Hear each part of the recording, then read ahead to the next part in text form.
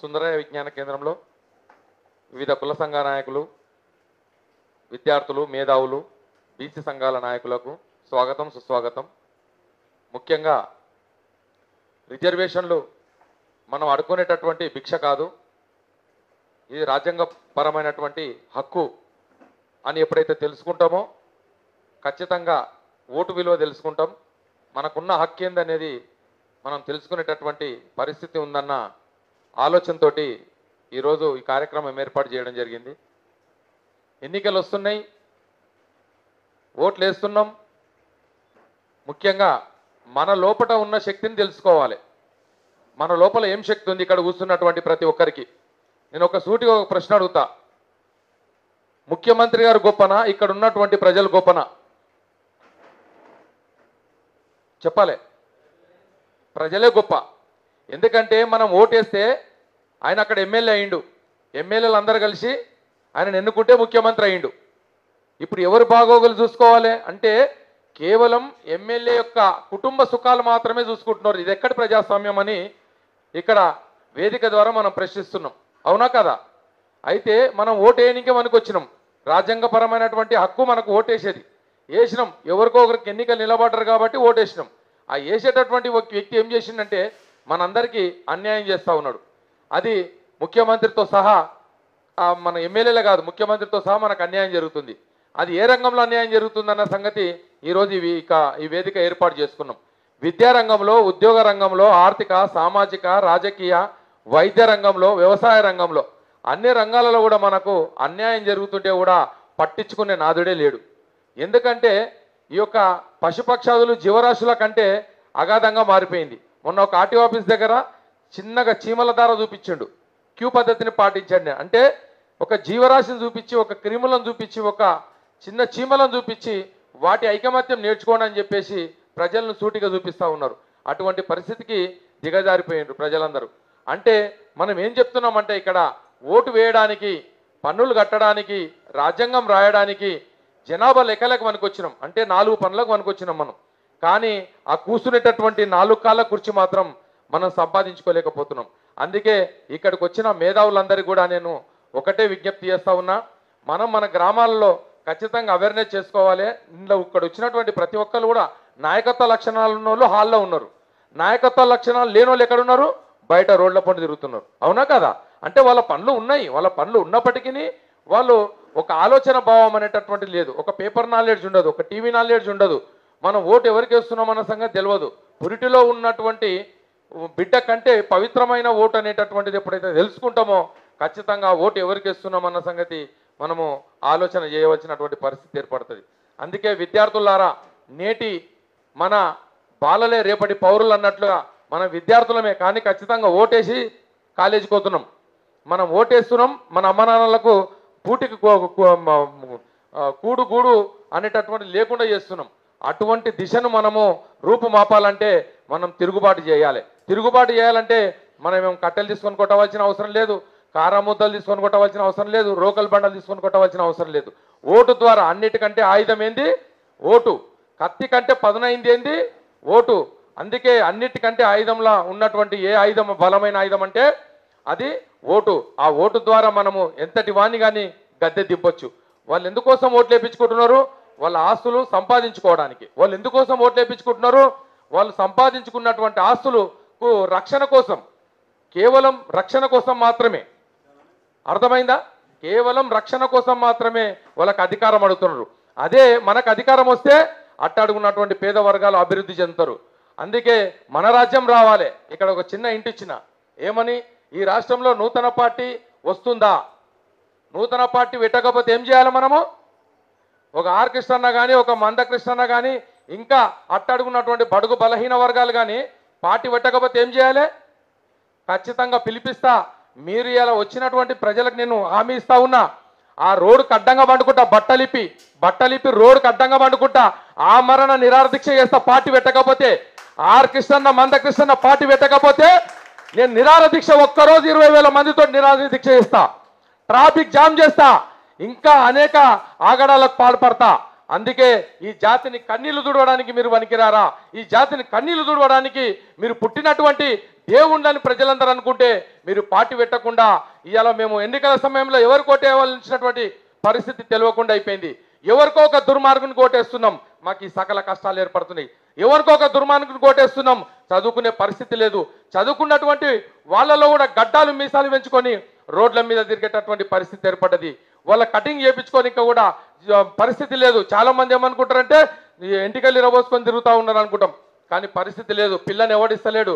అందుకే నేను ముఖ్యమంత్రి గారికి ఒక ప్రశ్నిస్తున్నా, ముఖ్యమంత్రి గారు మీరు ఏం ఉద్యోగం ఇవ్వద్దు, మా పిల్లలకు చదువులు చెప్పొద్దు, పెళ్లిళ్ళు చేయండి చూస్తా అంటే ఎవడు పిల్లని ఇవ్వట్లేదు.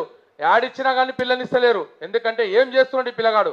అందుకే వెనుక 7 ముందల 3 తరాలు చూస్తేనే పిల్లని ఇచ్చేటటువంటి పరిస్థితి. అటువంటి పరిస్థితి నెలకొన్నది. అన్ని నమ్మి ఓటేస్తే ఇలా 3 నామాలు పెట్టాడు ముఖ్యమంత్రి గారు. 3 నామాలు పెట్టినటువంటి పరిస్థితి. నేను ఏం చెప్తా ఉన్నంటే తెలంగాణ కోసం 1200 మంది ఆత్మ బలిదానాలు చేసుకున్నారు. ఇది సత్యమా కాదా? 1200 మంది ఆత్మ బలిదానాలు చేసుకుంటే తెలంగాణ వచ్చిందని చెప్పేసి చాలామంది ఏమంటారంటే కాలర్ ఎగరేస్తారు, నా వల్ల వచ్చింది నా వల్ల వచ్చిందని. ఎవరి వల్ల రాలే. అమరవీరుల ఆత్మ బలిదానాలు చూసి ఆ కన్నతల్లిలాగా సోనియా గాంధీ గారు ఇలా తెలంగాణ ఇచ్చేస్తున్నా అని చెప్పేసి ఇంకా ఎలాంటి ఆత్మహత్యలకు పాల్పడకండి అని చెప్పేసి తెలంగాణ ఇవ్వడం జరిగింది. అటువంటి తెలంగాణతోటి ఇలా ఆట ఆడుతూ ఉన్నారు. ఏం ఏం ఏం ఆట ఆడుతున్నారు మీరు?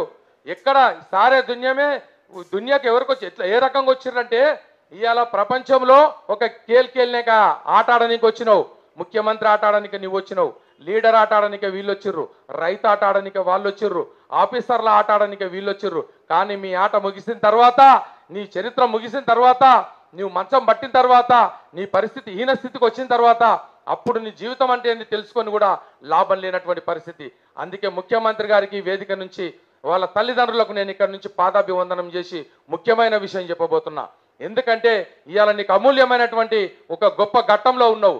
ఎందుకు చెప్తున్నట్టే ముఖ్యమంత్రి కావడం అనేటటువంటిది ఈ 4.5 కోట్ల ప్రజల్లో ఇవాళ నీ ముఖ్యమంత్రి అంటే, ఈ రాష్ట్రానికి ప్రథమ పౌరుడు అంటే నిజంగా మీ అమ్మ చేసుకున్నటువంటి పుణ్యం. అటువంటి పుణ్యంలో ఉన్నటువంటి నీవు నిజంగా చెప్పాలంటే ఈ రాష్ట్రాన్ని సుభిక్షంగా కన్నీళ్లు లేనటువంటి రాజ్యం కోసం చరిత్రలో భూమి ఉన్నంత కాలం నీ పేరు చరిత్రలో తెలంగాణ మొదటి ముఖ్యమంత్రి కన్నీళ్లు లేనటువంటి రాజ్యం కోసం కృషి చేసిండని చెప్పేసి ముఖ్యమంత్రి పేరు చరిత్రలో నిలిచిపోయేటటువంటి విధంగా ఉండాలి. కానీ ఈ పేద ప్రజలను కన్నీళ్లు పెట్టించి ఒక్కొక్క పిల్లగాడు కాలేజీకి పోతే కాలేజీని మెడబడి బయటకు దొరుకుతా ఉన్నారు. ఇక్కడ ఈ మన బ్రహ్మం అనే మొన్న శ్రీ చైతన్య పోతే శ్రీ చైతన్య కాలేజీలో మెడలు పట్టి బయటకు దొబ్బేశారు. ఫీజు కట్టిన తర్వాత లోపలికి రమ్మన్నాడు. ఎటువంటి దుర్మార్గ పరిపాలన కొనసాగిస్తూ ఉన్నావు. తెలంగాణ వచ్చిన తర్వాత ఏం చెప్పినావు నువ్వు? కార్పొరేట్ విద్యా సంస్థలు ఖచ్చితంగా మేము ప్రాళదొలుతా, ఏ నుంచి కృష్ణానది నది ఒడ్డు దాటిస్తా తరిమి కొడతా అన్నావు. 1000 నాగన్లతోటి ఇలా రామోజీ ఫిలిం సిటీ దున్నుతా అన్నావు. ఎన్ని మాటలు మాట్లాడినా కానీ అన్ని మాటలు పక్కకెట్టేసి మా పేద ప్రజల యొక్క విద్య, ఉద్యోగ, ఆర్థిక, సామాజిక, వ్యవసాయ రంగాలలో, వైద్య రంగాలలో కూడా ఫ్రీ ఉండేటటువంటి పరిస్థితి కూడా లేకుండా చేస్తూ ఉన్నావు. కూడమ్ముకొని గూడమ్ముకొని ఉన్న గుడిసె అమ్ముకొని గొర్రెను బర్రెను అమ్ముకొని కూడా చదువుకుంటే వాళ్ళకు ఉద్యోగాలు లేవు. 2,50,000 ఉద్యోగాలు, 50,000 ఉద్యోగాలు ఇప్పటి వరకు ఫిలప్ చేయలేదు. నువ్వు ఏం చేస్తూ ఉన్నావు? 3 ఎకరాల భూమి అన్నావు ముచ్చటగా. ఏది వద్దు నువ్వు. కనీసం మా వాళ్ళకు క్రమశిక్షణగా చదువుకునేటటువంటి పరిస్థితి లేవు. బీసీ హాస్టల్ పిల్లలకు సొంత భవనాలు లేవు. పెరిగిన ధరల ప్రకారంగా వాళ్ళకు భోజన సౌకర్యం లేదు.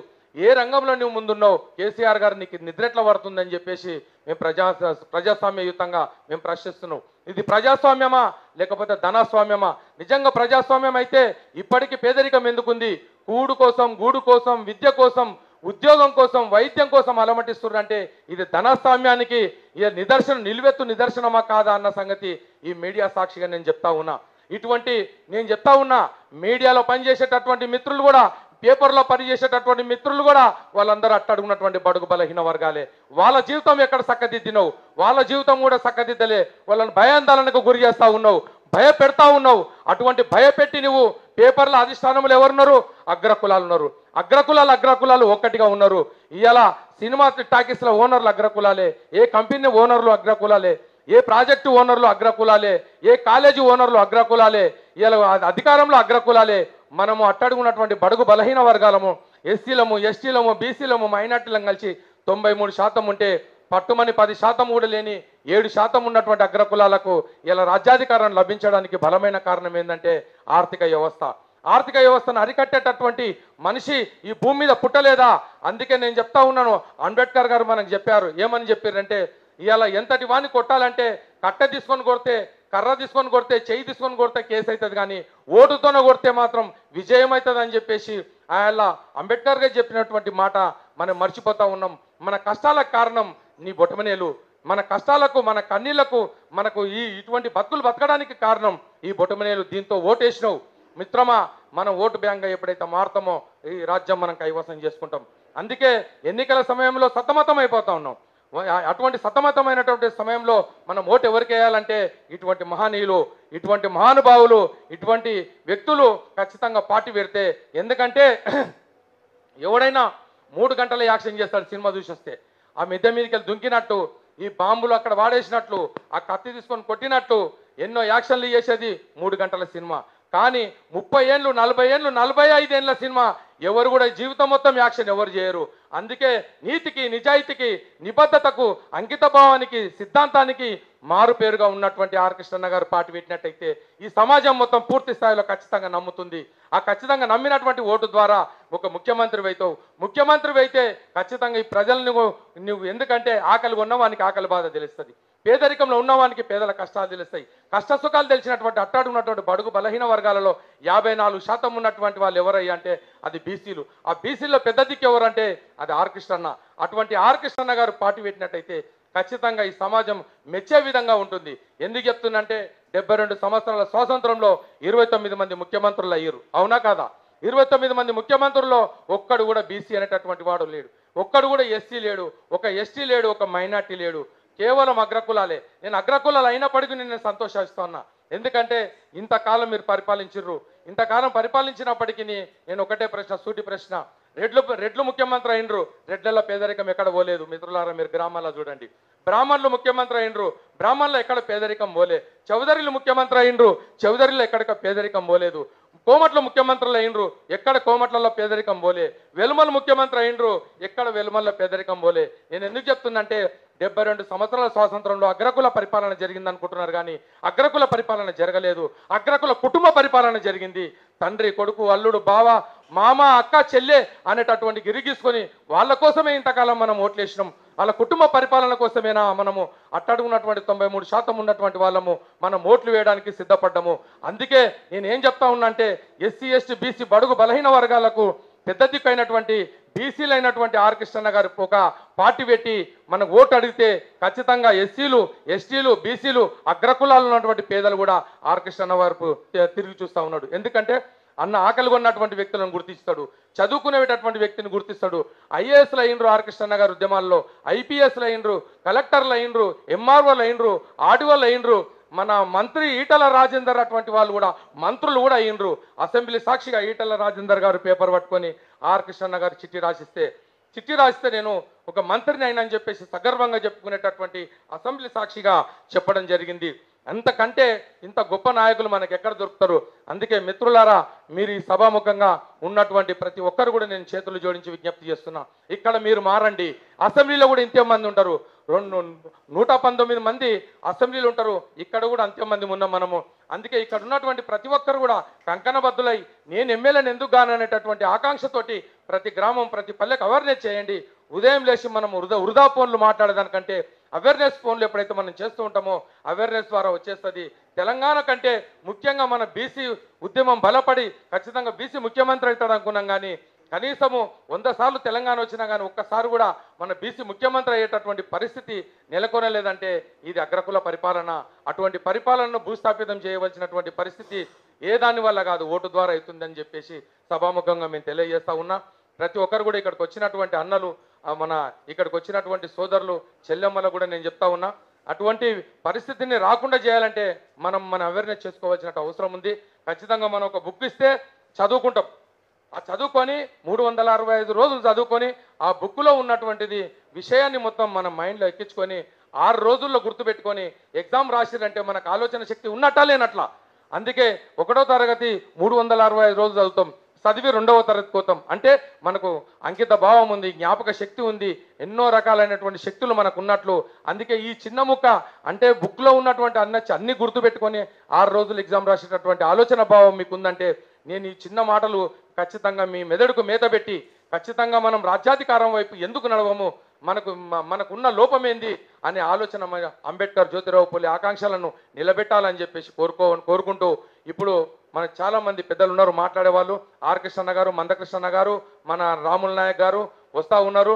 వాళ్ళని ఒకటే ప్రశ్న అడుగుతా ఉన్నా, ఇక్కడ ఇచ్చినటువంటి బహుజనులకు రాజ్యాధికారం రావాలంటే మీరు పార్టీ స్థాపించనున్నారా లేదా? ఒకవేళ వాళ్ళు పార్టీ స్థాపించడానికి లేట్ అయితే ఒకటే అల్టిమేటం జారీ చేస్తా ఉన్నా, మనం చేయలేదు 20,000 మందితోటి మీరందరు సిద్ధమా లేదా? 20,000 మందితోటి ఆకలి దూప లేకుండా నిరార దీక్ష కూర్చుంటానని చెప్పేసి సభాముఖంగా నేను కోరుకుంటా ఉన్నా. ఎందుకు మాకేం తక్కువ? జనాభాలో మేము బీసీలమే సగం ఉన్నాం. ఎస్సీలను కలుపుకుంటే 65% అవుతాం, ఇంకా ఎస్టీలను కలుపుకుంటే 70% అవుతాం, మైనార్టీలను కలుపుకుంటే 93% అవుతాం. అందుకే మేము ఇంత శాతం ఉన్నటువంటి మాకు నువ్వు ఏమిస్తున్నావు? అందుకే మీరు ఇచ్చేటటువంటి 1,50,000 కోట్ల బడ్జెట్లో నామమాత్రంగా 2,000 కోట్లు 1,000 కోట్లు బీసీ విద్యార్థులకు అలమటిస్తూ ఉన్నారు. ఏ గ్రామంలో చూసినా పోలీస్ స్టేషను ప్రభుత్వ బిల్డింగే ఉంది, ఎంఆర్ఓ ఆఫీసు ప్రభుత్వ బిల్డింగే ఉంది, ఆర్డీఓ ఆఫీస్ ప్రభుత్వ బిల్డింగే ఉంది, ఎంపీటీ మన ఏది హైకోర్టు, సుప్రీంకోర్టు, సెక్రటరేట్ ఏదన్నా తీసుకో ప్రభుత్వ బిల్డింగ్ ఉంది, ప్రభుత్వ హాస్పిటల్ బిల్డింగ్లు కూడా ప్రభుత్వ బిల్డింగే ఉంది. కానీ ప్రభుత్వ సంబంధించినటువంటి SC, ST, BC, minority hostels ఎట్లున్నాయంటే అద్దె బిల్డింగులు ఉన్నాయి. దానిలోని ఆంతర్యం ఏంది రాష్ట్ర ప్రజలందరూ గుర్తించాలి. అద్దె భవనం అంటే ఏంది? నా కోపం వస్తే నేనే వెళ్ళిపోవాలి, నీ కోపం వస్తే కూడా మేమే వెళ్ళిపోవాలి. అటువంటి పరిస్థితులు వచ్చిన బిడ్డ ఇవాళ మేము చెప్తా ఉన్నాం, మాది కాదు అద్దె బిల్డింగు, నీ ముఖ్యమంత్రి పదవి అద్దె బిల్డింగ్ అని చెప్తున్నా, నీ ముఖ్యమంత్రి పదవి అద్దెది అని చెప్తున్నా. 5 సంవత్సరాల పాటు పరిపాలించేటటువంటి నీవు శాశ్వతంగా పేరు తెచ్చుకోవాలంటే బీసీ హాస్టల్ విద్యార్థులకు ఖచ్చితంగా పక్కా బిల్డింగులు కూడా కట్టియాలి. పెరిగిన ధరల ప్రకారంగా వాళ్ళకి మంచి ఫుడ్ పెట్టాలి. వాళ్ళు చదువుకోవడానికి బలమైన కారణం ఏంటంటే పోషకమైనటువంటి ఆహారం లేకపోవడం వల్ల వాళ్ళకు మటన్ లేదు. మనం ఆదివారం వచ్చిందాడే చుట్టాలు పిలుచుకొని కయ్యమని మంచిగా బీర్లు ముందలు పెట్టుకొని మనం మటన్ తింటాం, చికెన్ తింటాం. కానీ వాళ్లకు ఎలాంటి మటన్ లేదు, చికెన్ లేదు అంటే అనాథ పిల్లల మా వెళ్ళు. అందుకే మేము అడుకునేటటువంటి పరిస్థితి లేకుండా మాకు మంచి ఆహారం కావాలంటే ఇట్లాంటి వ్యక్తులు, ఇట్లాంటి మహనీయులు, ఒక యోగిని ముఖ్యమంత్రి చేస్తే ఏమైతే తెలుసా? రాష్ట్రం మొత్తం సుభిక్షంగా ఉంటుంది. ఆర్ కృష్ణ ముఖ్యమంత్రిని చేస్తే అదే బనీని మీద ఉంటాడు, ఛాలెంజ్ చెప్తున్నా, అదే బనీని మీద ఉంటాడు, అదే కాషాయం లుంగి పట్టుకుంటాడు, అదే ఓపెన్ దర్బార్లో కూర్చుంటాడు. నీ దమ్ముందా ముఖ్యమంత్రి? నీ దమ్ముందా కేసీఆర్ గారు? నువ్వు అదే రకంగా ఊసగలుగుతావా? నువ్వు అపాయింట్మెంట్ అడిగితే ఎమ్మెల్యేలకు అపాయింట్మెంట్ ఇవ్వనివి, నువ్వు అపాయింట్మెంట్ అడిగితే మంత్రులకు కూడా అపాయింట్మెంట్ ఇవ్వనటువంటి వ్యక్తివి. అందుకే అటువంటి దుర్మార్గమైనటువంటి పరిస్థితులని పరిపాలన కొనసాగుతుంది. కాబట్టి ఏనాటికైనా నీ మూల్యం చెల్లించుకోక తప్పదు. అందుకే నేను చెప్తా ఉన్నా, ఆర్ కృష్ణన్న గారి ఆధ్వర్యంలో మనమందరం కూడా కంకణబద్ధమై ఎప్పుడు పిలిపించినా కానీ మనం 2 గంటలకు మీటింగ్ పెట్టుకున్నాం. మీరు రావడానికి అనేక పనులు ఉండొచ్చు, అయినప్పటికీ ఒక మీటింగ్, ఒక నిరసన, ఒక ఉద్యమం జరిగేటప్పుడు ఇవాళ ప్రభుత్వం భయపడాలంటే ఇవాళ మనం ఒక హాల్లో ప్రతి ఒక్కరు కూడా మాట్లాడి మంచి మెసేజ్ పంపించాలి. ఆయన మనిషే 4 సార్లకు రాయి అటువంటిది, బండరాయి అటువంటిది. మన ఒడ్డరి సోదరుడు ఉల్లి తీసుకొని కొడితే దేవుడై గుళ్ళకి వెళ్ళిపోయాడు. కానీ అటువంటి బండరాయిని కూడా దేవుణ్ణి చేసినటువంటి చరిత్ర మా మనుషులకు ఉంది.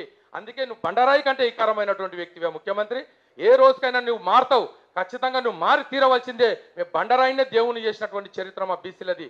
అందుకే నీకు చెప్తా ఉన్నా, అందుకే నువ్వు బండరాయి కావు, నువ్వు మనిషివి. నువ్వు మనిషివి అయినప్పుడు ఖచ్చితంగా మా బాధల్ని తెలుసుకో, మా పరిస్థితులను తెలుసుకో, పిలిపించుకో. ఆర్ కృష్ణ గారిని పిలిపించుకో. మేము సైతం, మనం నీలం వెంకటేష్ గారు ఉన్నారు, మన వేముల రామకృష్ణ గారు ఉన్నారు, బార్క కృష్ణ గారు ఉన్నారు, వీళ్ళందరూ కూడా ఉన్నారు. మొత్తం పెద్ద నాయకులు అందరు ఉన్నారు. పిలిపించుకో, చరిత్ర రికార్డు తీసుకో. 45 సంవత్సరాల చరిత్ర ఏంది? నీకు డబ్బులున్నాయి. ఒక మీటింగ్ పెట్టాలంటే ఒక్కొక్కరిని 2,000 నుంచి 3,000 రూపాయలు సారా పోస్తావు, బీరు పోస్తావు, విస్కీ పోస్తావు, బండి పెడతావు, తిని తాగబెట్టేసి జల్సాలు చేసుకుంటే మీటింగ్ పిలిస్తే ఆ రకంగా నీకు మీటింగ్లు వస్తారు. అదే ఆర్ కృష్ణ మీటింగ్ పిలిస్తే స్వచ్ఛందంగా ఎవరు తిండి వాళ్ళు తిన్నారు, ఎవరు నీళ్ళు వాళ్ళు తాగిర్రు, ఎవరు ఛాయ్ వాళ్ళు తాగిర్రు, ఎవరు బాక్స్ వాళ్ళు తెచ్చుకున్నారు. అటువంటి పరిస్థితి నుంచి మనం ఈ రకంగా మీటింగ్లు జరుగుతున్నామంటే నీకు సిగ్గు శరము చీము రక్తం ఏం లేదా? మళ్ళా నీవు కాకుండా నీ కొడుకును ముఖ్యమంత్రి చేస్తానంటున్నావు. ఇది ప్రజాస్వామ్యం అనుకుంటున్నావు, ఏమనుకుంటున్నావు? అందుకే ఈ ప్రజాస్వామ్యంలో పోరాటం చేసేటటువంటి వ్యక్తులకు ఈ రాష్ట్ర ప్రభుత్వం కళ్ళు మూసుకుందా, గుడ్డిదైందా, మూగబోయిందా? ఇలా మేము మీకు ఓట్లేసలేమా? ఎమ్మెల్యేలకు మాత్రమే ఓట్లేసినామా? ఎంపీకి ఓటేయలేదా? ఆ ఎంపీలు అనేటటువంటి వాళ్ళు ఆ పార్లమెంట్లో లేరా? ఆ పార్లమెంట్లో ఉన్నటువంటి ఎంపీలకు సిగ్గు శరం చీము రక్తం లేదా? అటువంటి మేము బాధపడుతున్నప్పుడు మీ కేంద్ర ప్రభుత్వం మాకు మద్దతు ఇచ్చిందా? కేంద్ర ప్రభుత్వం 25% సబ్సిడీ ఉందని చెప్పేసి చెప్పినప్పటికీ ఇవాళ కాలేజీలను అరికడతలేవు, స్కూళ్ళను అరికడతలేవు. ఏం రకమైనటువంటి నీ ఓటు అడగనికి వస్తావు? అందుకే మేమింత పొడుగు బీజేపీ అనేటటువంటిది రావాలంటే ఎస్సీ బీసీలకు పూర్తి స్థాయిలో మద్దతు చేయవలసిన అవసరం ఉంది. చట్టసభలో బీసీలకు రిజర్వేషన్లు పెట్టవలసిన అవసరం ఉంది. మీరు ఏమనుకుంటారంటే అదింత నరేంద్ర మోడీ ఇలా పదవి కాలం అయిపోయిన తర్వాత మీ ఓడు బీసీ ఉన్నప్పుడు మీరు ఏం చేసిర్రు? మీ ఓడు బీసీ ఉండే కదా, పార్లమెంట్లో బీసీ ఉండే కదా, బీసీ ఉన్నప్పుడు మీరు రిజర్వేషన్లు పెట్టించుకోలేకపోయారు, బీసీలు దద్దామ్మలు చేతగాన లేనటువంటి వ్యక్తులు అని చెప్పేసి ఆ నరేంద్ర మోడీ గారికి చెడ్డ పేరు వస్తుంది. అందుకే సభాముఖంగా చెప్తా ఉన్నా, ఖచ్చితంగా ఇలా బీసీ రిజర్వేషన్లు అమలు కావాలంటే మనమందరము హలో బీసీ చెలో డీల్ అనేటటువంటి కార్యక్రమం ఏర్పడదాం.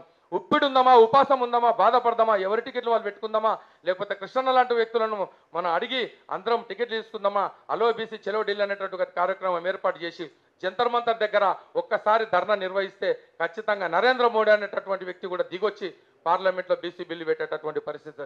పార్లమెంట్లో బీసీ బిల్లు పెడితే సంవత్సరానికి 5 సంవత్సరాలకు మనం టికెట్ల కోసం ఆడుకోవాల్సినటువంటి అవసరం ఉండదు.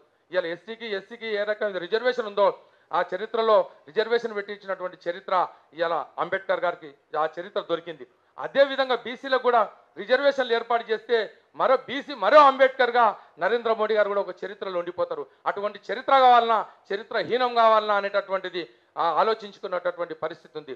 అందుకే ఇక్కడికి వచ్చిన మహనీయులు ప్రతి ఒక్కరు కూడా పేరు పేరున హృదయపూర్వక నమస్కారాలు తెలియజేస్తున్నా. ఇలా దేశం అంటే మట్టి కాదు, దేశం అంటే మనసులు అనేటటువంటిది ఎక్కడ నిరూపించినవు. అందుకే మీ యోగాలు, మీ ఆసనాలు ఇవన్నీ పక్కకు పెట్టేసి మా పూటకు లేనటువంటి వ్యక్తులను మీరు ఎప్పుడైతే గమనించి మా వాళ్ళకి మీరు సమగ్రమైనటువంటి న్యాయం ఎప్పుడైతే జరుపుతారో ఈ ఓట్లు అడగడానికి రావాలి. లేకపోతే ఓటు మాదే సీటు మాదే అనే నినాదంతో మేము ముందుకు వెళ్తాం. ఇలా ఓట్లు మావి సీట్లు మీవా, ఇదెక్కడి ప్రజాస్వామ్యం? ఏ తల్లి అయితే 9 మాసాలు మోస్తుందో అయితే పట్టు చీర కట్టుకున్నా పాత చీర కట్టుకున్నా మా అమ్మ అవుతుంది. అంటే పట్టు చీర కట్టుకున్నంత మాత్రాన మీ అమ్మను పోయి మీ అమ్మను పిలవాలంటే పిలవలేము. అటువంటి అమ్మ గుట్టికడి పాలిస్తుంది, కానీ బర్రె బకెటడి పాలిస్తుంది. మనం అందరం కూడా పోయి ఆ ఉన్నత వర్గాలకు ఎట్లయితే ఓటేసినామో ఇప్పుడు మనం కూడా గుట్టికడి పాలిచ్చే తల్లినేమో తల్లి అనకుండా బర్రెను మన అమ్మ అనేటటువంటి పరిస్థితి ఏర్పడ్డది. ఎవరైనా ఇక్కడ ఉన్నటువంటి సోదరులు ఎవరైనా బర్రెను అమ్మని పిలుస్తామా? ఎవరమైనా ఒక్కసారి గుండెల మిచ్చే తీసుకొని మనం బర్రెని అమ్మాని ఎప్పుడైతే పిలువమో ఉన్నత వర్గాలను కూడా ఓట్లు ఏ రకంగా ఇస్తున్నారని సభాముఖంగా నేను తెలియజేస్తా ఉన్నా. ఉన్నత వర్గాలు మన తల్లి గుట్టిగడి పాలిచ్చిన ఆ పూటకు పాలిచ్చినా కానీ మన అమ్మ అవుతుంది. అందుకే ఆ అమ్మ లాంటి మన ఉన్నటువంటి అన్న ఆర్ కృష్ణ లాంటి వ్యక్తులు కానీ మందకృష్ణ లాంటి వ్యక్తులు కానీ పార్టీ ఏర్పాటు చేసినట్టయితే ఖచ్చితంగా మనం కంకణబద్దులమే ఓటు వేయడానికి సిద్ధంగా ఉన్నామని చెప్పేసి సభాముఖంగా ఈ రాష్ట్ర కేంద్ర ప్రభుత్వాలకు మెసేజ్ బలంగా పంపిస్తా ఉన్నాం. అందుకే అన్నను అడుగుతా ఉన్నారు, రాష్ట్ర పార్టీ అవుతుందా, 2 రాష్ట్రాల్లో పోటీ చేస్తారా అన్న అంటే ముందు మా రాష్ట్రంలో మేము పోటీ చేసుకుంటాం. మొదట ఇంట గెలువు పిదపరక్ష గెలువు అన్నట్టుగా ముందు మా రాష్ట్రంలో మేము పోటీ చేసి ఆర్ కృష్ణన్న గారిని ఒక ముఖ్యమంత్రిగా చూసుకుంటే తప్ప మన పేదల కష్టాలు తొలగిపోయేటటువంటి పరిస్థితి లేదు. ఎందుకంటే 84 లక్షల రకాల జీవరాశులు ఉన్నాయి ఈ ప్రపంచంలో. దాదాపు వాటిలో ఉత్తమమైనటువంటి జీవి మనిషి. అంటే 84 లక్షల రకాల జీవరాశులు అంటే బల్లి, ఎలక, ఏనుగు, తొండ, పిల్లి, క్రిమికీటకాలు, పశుపక్షాదులు, క్రిములు, జంతువులు ఇవన్నీ 84 లక్షల రకాలు ఉన్నాయి. కానీ మనం వాటిలో ఉత్తమమైన జీవి ఏదయ్యా అంటే అది మనిషి. అవన్నీ బతుకుతున్నాయి. మనం బ్రతకడానికి కాకుండా జీవించడానికి ప్రయత్నం చేయాలి. బతుకుతే మనం కూడా ఒక జీవరాశి అవుతాం, కానీ మనం జీవించడానికి ప్రయత్నం చేయాలి. బతకడం అంటే నీకోసం నువ్వు, జీవించడం అంటే పరుల కోసం నువ్వు. నీకోసం నువ్వు బతుకుతే కుక్కతో సమానం. సమాజం కోసం పేద ప్రజల అభ్యున్నత కోసం జీవిస్తే చుక్కతో సమానం. స్టార్లం కావాలి కానీ మనం ఒంటి ఇల్లు కాపాడేటటువంటి కుక్కలం కావద్దని చెప్పి సభాముఖంగా తెలియజేస్తున్నా. అన్ని తెలిసినటువంటి వ్యక్తులు ముఖ్యమంత్రులు కుటుంబం కోసం బతుకుతున్నారు. మళ్ళీ ఆ ముఖ్యమంత్రి స్టారా లేకపోతే ఇంటికి సంబంధించినటువంటి కుక్కన ఆయన సంబంధించుకోవాల్సినటువంటి ఆయన గుండెల మీద చేసేసుకోవాల్సినటువంటి అవసరం ఉంది. అందుకే అటువంటి సందర్భంలో ఇలా అన్ని రంగాల్లో కూడా మనం ముందుకున్నటువంటి పరిస్థితుల్లో మనం ముఖ్యమంత్రి స్థాయికి ఎందుకు వెళ్ళకూడదు, మన గ్రామాల్లో అవేర్నెస్ ఎందుకు కాకూడదు? మన ప్రతి గ్రామంలో ఆర్ కృష్ణ గారి బృందం 25 నుంచి 30 మంది దాకా, అంటే 100కి చెప్తున్నా 100కి 30 మంది దాకా 30% వరకు ఆర్ కృష్ణ గారి గురించి లబ్ధి పొందినటువంటి వాళ్ళ వ్యక్తులే. అన్నతో చిట్టి రాసుకోకపోతే కాలేజ్ సీట్ వస్తుంది, అన్నతో చిట్టికి రాసుకోకపోతే ఉద్యోగాలు వచ్చినాయి. అంటే ఇలా ముఖ్యమంత్రి ఉన్నటువంటి రాష్ట్రంలో కూడా ఇన్ని స్కీములు ఇన్ని పథకాలు లేవు. 11,000 ఉద్యమాలు పోరాడినటువంటి ఘట్టం ఆర్ కృష్ణన్నది. 11,000 ఉద్యమాలు చేసి దాదాపు 3,000 పైగా ప్రభుత్వ జీవోలు అంటే అధికారికంగా జీవోలు ఆర్ కృష్ణన్న పేరు మీద సాధించినటువంటి ఘనత అది ఆర్ కృష్ణన్న గారికి దక్కుతుందని చెప్పేసి ఈ ప్రజా ముఖంగా నేను మీడియా ముఖంగా పత్రికా ముఖంగా నేను తెలియజేస్తా ఉన్నా. అందుకే మా ఆవేదనను ఈ రాష్ట్ర ప్రభుత్వం గుర్తించాలి. ఈ మన పత్రిక విలేకరులు కూడా మన రాతలు రాయడానికి పెన్ను ముందడు పోవడం లేదు. పెన్ను ముందలు పోవాలి, రాయాలి, మన చరిత్రను రాయాలి, మన తలరాతను పొద్దుగాల గ్రామ ప్రజలందరినీ కూడా చదివే విధంగా చేయాలి. వాళ్ళ కష్టాలు వాళ్ళ కన్నీళ్ళు మన ఉసురుగా వచ్చి మన కాళ్ళకు అడ్డం వస్తాయి. అందుకే వాళ్ళకి మనం పుణ్యం చేసినట్టయితే, వాళ్ళ కన్నీళ్లు తుడిచినట్టయితే ఖచ్చితంగా ఆ చరిత్ర అనేటటువంటిది, ఆ మొదటి భాగం పుణ్యం అది విలేకరులకే దక్కుతుంది. అందుకే మన చరిత్రను, మన రికార్డును ఖచ్చితంగా కలంని ముందుకు వచ్చి ఖచ్చితంగా ముఖ్యమంత్రి చెవులు తూట్లు పడేలా ప్రతి నిత్యం వినిపించేలా పత్రిక విలేకరులు కూడా ఎస్సీ ఎస్టీ బీసీలకు సహాయ సహకారాలు అందించాలని చెప్పేసి కోరుకుంటూ